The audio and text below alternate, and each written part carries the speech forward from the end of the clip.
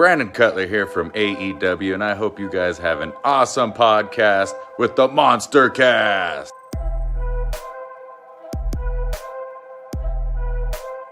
What's up, you guys? Sean Ross Sapp, Fightful here. You're watching the MonsterCast with Jack and Ryan. A big shout out to those fellas. Good people. Check them out.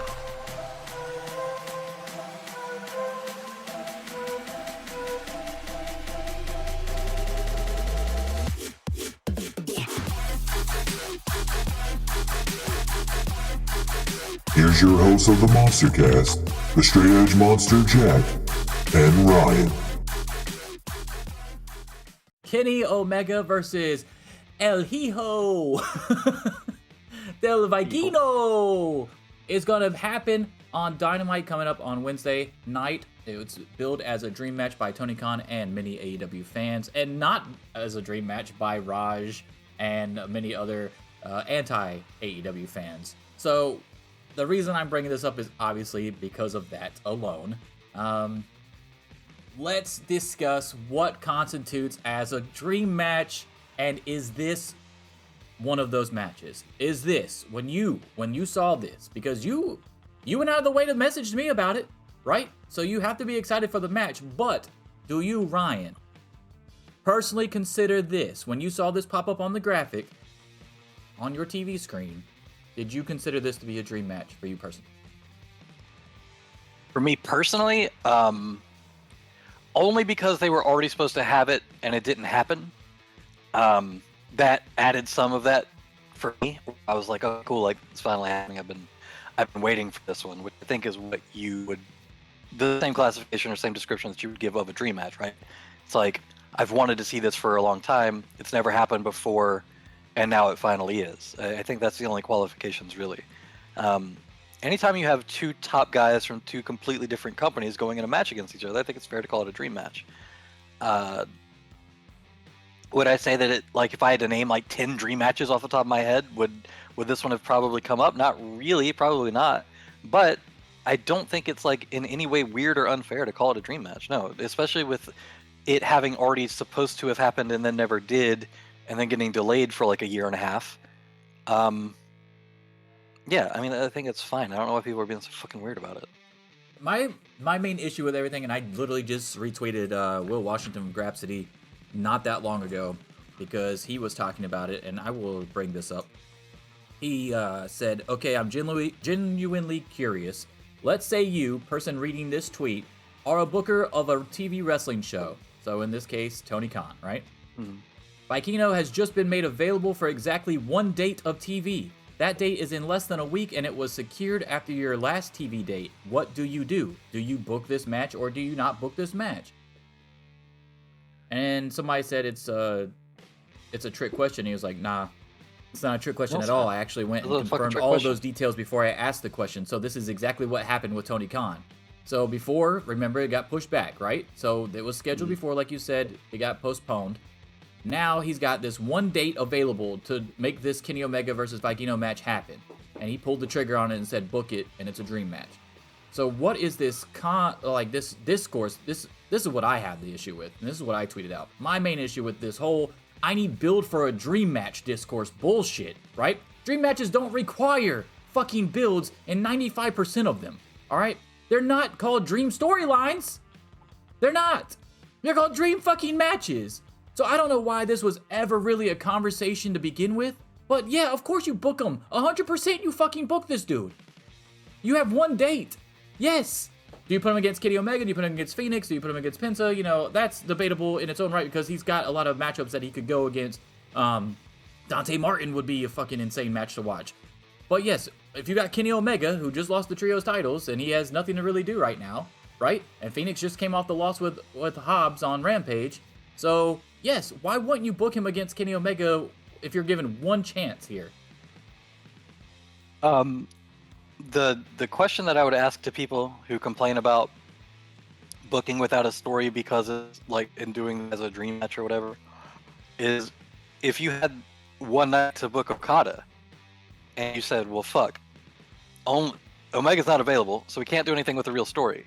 We've got Danielson, and they booked Danielson versus Okada. would anybody fucking complain? It's the same Pretty thing. much the entire Forbidden Door pay-per-view, right? Yes, the entire concept of Forbidden Door as a pay-per-view is here's a bunch of dream matches that we're going to do a little bit of build to for some of them so they make a little bit more sense with people's characters like Zack Sabre Jr. or whoever, but otherwise it's just because they're cool fucking matches. Yeah, I'd be curious to see how many fucking people that are saying that I need build up were the same people that were fantasy booking Impact versus AEW wrestlers when that story had broke that they could be doing a cross story to book it. They would tell a story. No, they can't. They only got one show. What are you talking about? You still got to run your own promotion, dude. Like, no, that's not how that works. This is so dumb. Vikingo is not a member of AEW. Why would they pump in a ton of fucking effort on a long, drawn-out story for a match with Vikingo so he can go back to his fucking home promotion or back on the indies, and then you're going to complain about, hey, you didn't give your AEW homegrown talent TV time and you took it away because you wanted to book Vikingo in a long-ass storyline. That's the same people that would say that exact same shit. You can't have it both ways. The storyline is already built in anyway. The storyline is Kenny Omega was supposed to go defend the Mega Championship against Vikingo, and this was during the part of the belt collector run where he was kind of losing everything so he could take his time off. But he realized, like, I'm too fucked up to even have this match. Like, I'm too injured. I need to just go and get the surgeries and everything. So he never had the match. And that was supposed to be, like, Vikingo's crowning moment, was his match against Kenny Omega and taking that belt in AAA. It was kind of like, it was supposed to be kind of like the Wardlow MJF thing that we didn't know if it was going to happen or not. When MJF was rumored not to show up, and like, well, damn, how are you going to do Wardlow like that? Kinda, yeah. Vikingo's a really, really big name over there. And it was supposed to be like his crowning moment. It was supposed to be his like Wrestle Kingdom win is what it was supposed to be. And it never happened. So the built-in story is, hey, you fucking ducked me. You were able to wrestle all these other matches, but you couldn't come wrestle me, and then you had to leave all of a sudden and forfeit it instead of coming and fucking wrestle me. So now you're gonna come wrestle me. Like, that's the story. You don't need any more fucking story than the real life stuff that's already behind it. Well, would you agree that you don't need a storyline on dream matches, like, in general? No, that's what I was saying with the Danielson Okada thing. If anybody booked Danielson Okada right now, do you think you'd still have these, why isn't there a story? No! The story is a cool fucking match. The only reason you don't see it that way with this is because you don't know anything about Vikingo and you might have heard of Okada. Yeah, I mean, accurate. Like, when Forbidden Door was rumored it was going to be Zack Sabre Jr. versus Danielson. Yeah, right. What's the storyline besides that they're both insane number 1 and number 2 technical wrestlers? Like, or even do it with WWE. Instead of Vikingo, say fucking Roman Reigns. If Roman Reigns was suddenly free for a night and they were able to book him for whatever reason, whatever contract fucking reality fantasy land this is, if they were able to do that and they called it a dream match, you think the same people would be like, well, there's no story to Roman Reigns and Kenny Omega. No, it's stupid. It's literally just they don't know who it is. Couldn't I say that pretty much like the first... Okay, so CM Punk comes into AEW, right? And everybody's all fucking hyped up. Besides the little Darby Allin throw together pay-per-view or thing to hype the pay-per-view because, it was in like a week or two. That didn't have a storyline, right? The fucking the 5 consecutive matches afterwards where he was going against Hobbs and Starks. Storyline Hobbs, exactly. Yeah, and Bobby Fish and all these people, those weren't storylines, but you wanted to see him because CM Punk was finally back and you just wanted to see him. So if you were a fan going to that show and you got a chance to fucking finally see CM Punk after 7 years, you were just going based off of that. There's no storylines behind that. Yeah, I don't understand this, dude. Like, literally trying to crank out as many fucking dream matches with Danielson and CM Punk as you can, and the same thing here. Kenny Omega is not going to be wrestling forever, right? So if you're going to be able to have this on your show, why the fuck wouldn't you? For just the potential future streaming service alone, so that you can go back and watch this match, so that you can have this in the library. Like, what? Yeah. There is no storylines to 95% of fucking dream matches. None. I think the dream match that got the most storyline was probably Rock and Hogan. Okay. Other than that, nothing. Probably Rock and Hogan. You're right.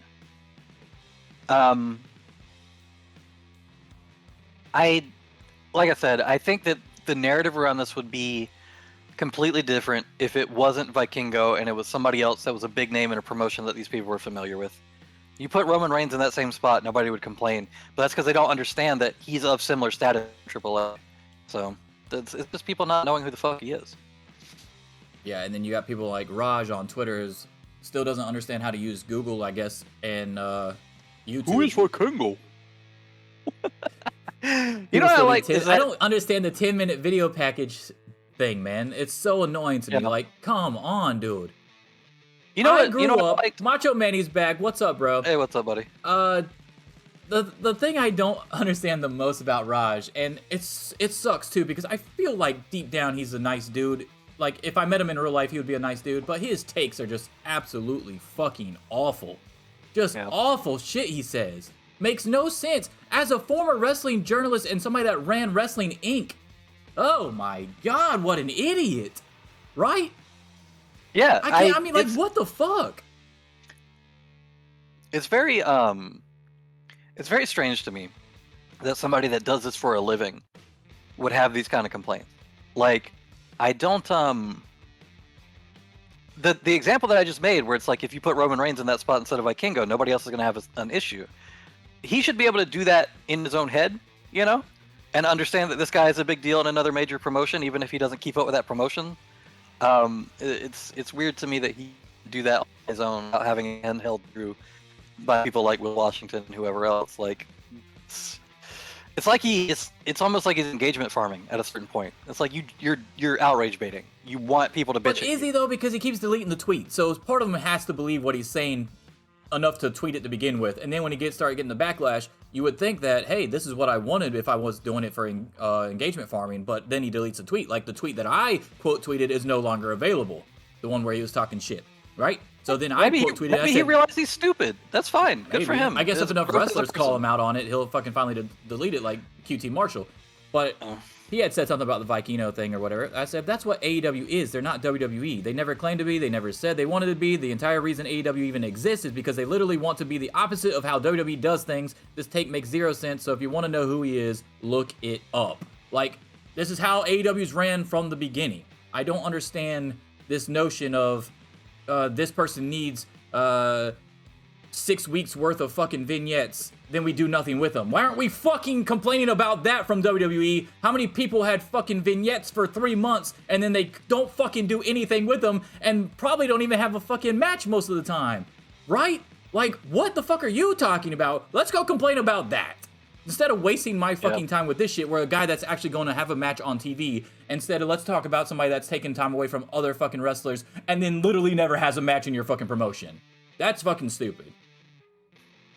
But hey, I'm only telling you what you already know. You remember those vignettes? Fucking Sean O'Haire back in like 2003. Dude, I love Sean O'Haire too. He'd actually had some matches, but I mean that gimmick was pretty cool actually. But yes, I mean, and they never did shit with it, despite how many months of vignettes. I don't have a problem with the vignettes. The amount of vignettes, yes, before he debuted was fucking ridiculous. Yeah, we understand your character, dude. We understood it after 2. Just come on in, do what the fuck you got to do. The Waylon Mercy gimmick that had fucking a million fucking weeks of his shit. You have Mordecai shit that took forever. You had the dude that was supposed to go against The Undertaker and then never fucking had a match. Oh yeah, I remember him. Yeah, okay. So what the hell are we doing over in WWE? Do you really want vignettes? I don't. So that you can complain about how much time that's taken away from women's matches? You assholes. You remember? He says, I will never understand why people compare AEW and WWE. WWE is for fans who follow the draw of entertainment, and AEW is more for the traditional hardcore fan. See, that's the thing, and I agree with that 100%. But the problem is that those WWE fans, they watch AEW because there's not WWE on, and then they try to turn AEW into WWE, or they want AEW to be more like WWE, which makes no sense. Just go watch WWE. I don't understand it either, why they're trying to compare it, or why they're trying to say that AEW needs to do stuff a certain way to WWE when it's never been like that. It's never been presented like that. It's never been said that they want to be that. So just let it be its own fucking thing. It's so dumb. Just wait till Monday and Friday and watch your shit and shut the fuck up. It's like Sorry, I knew I was gonna go off today. I knew I was gonna go fucking off today, dude. Don't forget Tuesday. We got NXT Level Sit Up. under the learning 2.0 tree, plus. bitches. Sit on under that learning Tuesday. tree from Shawn Michaels, baby. Hey guys, did you like that video? If so, Don't forget to subscribe to the channel. You can also catch full episodes of the MonsterCast on Spotify, Apple Podcasts, and Google Podcasts. And you can also catch us live every Sunday on Twitch. All links in the description below, along with some sweet merch from yours truly, the MonsterCast. Deuces.